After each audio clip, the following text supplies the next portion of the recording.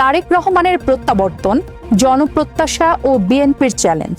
শুনলেন news express trending বাজের শিরোনাম। এবারে বিস্তারিত, সাথে আছি আমি তামান্না শারমিন। তারেক রহমানের স্বদেশ প্রত্যাবর্তনের পর জাতীয় সংসদ নির্বাচনে বিএনপির বড় ধরনের বিজয় দেশের রাজনীতিতে নতুন বাস্তবতা তৈরি করেছে।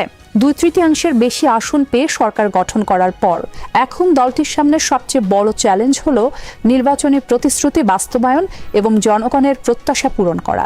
বিশ্লেষকদের মতে নির্বাচনে জয় পাওয়া অপেক্ষাকৃত সহজ, কিন্তু সরকার পরিচালনার মাধ্যমে আস্থা ধরে রাখা অনেক কঠিন।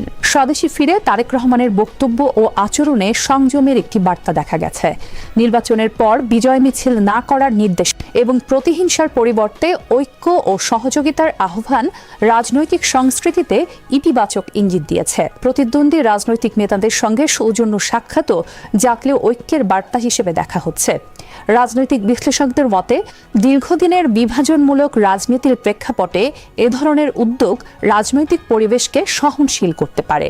নতুন সরকারের প্রথম মন্ত্রিসভা বৈঠকে 3টি বিষয়কে অগ্রাধিকার দেওয়া হয়েছে: দ্রব্যমূল্য নিয়ন্ত্রণ, আইন শৃঙ্খলা পরিস্থিতির উন্নতি এবং বিদ্যুৎ ও জ্বালানি সরবরাহ স্বাভাবিক রাখা।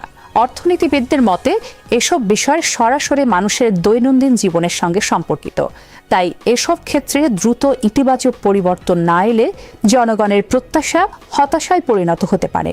বিশ্লেষকদের মতে বর্তমানে জনগণের সবচেয়ে বড় প্রত্যাশা অর্থনৈতিক স্বস্তি।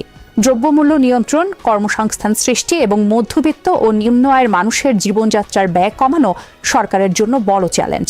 পাশাপাশি মতপ্রকাশের স্বাধীনতা, আইন শৃঙ্খলা পরিস্থিতির উন্নতি এবং দুর্নীতির বিরুদ্ধে কার্যকর ব্যবস্থা নেওয়ার দাবিও রয়েছে।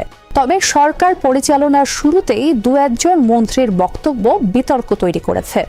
বিশেষজ্ঞদের মতে মন্ত্রী কিংবা সরকারের দায়িত্বশীল কোনো ব্যক্তি তার কাজের বাইরে অযাচিত বক্তব্য না দেওয়াই শ্রেয়।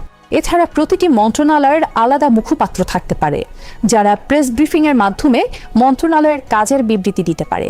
বিশেষজ্ঞদের মতে লিপি নির্ধারণের পর্যায়ে দায়িত্বশীল বক্তব্য ও কার্যকর পদক্ষেপই নতুন সরকারের প্রতি জনগণের আস্থা ধরে রাখতে গুরুত্বপূর্ণ ভূমিকা রাখবে।